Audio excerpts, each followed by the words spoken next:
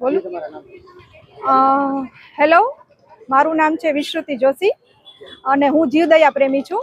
અમે એબીસી સેન્ટરમાં ગયા, ત્યાં બધાય શ્વાનોની હાલત ખરાબ છે.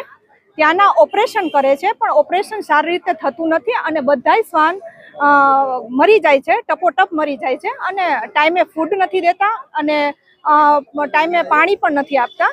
અને આ જે પણ કંપની છે એ કોઈ શ્વાનોને સરખી રીતે એકદમ રાખતા નથી. એટલે આ કંપનીને બ્લોક કરી દેવી જોઈએ અને મારી માંગણી એ જ છે કે એક સારી કંપનીને આ આપવું જોઈએ અને જેથી શ્વાનોને એકેયને તકલીફ ન પડે અને કોઈ મરે પણ નહીં. તો પ્લીઝ મારી આટલી વિનંતી છે કે આ જલ્દીમાં જલ્દી થાય તો સારું છે.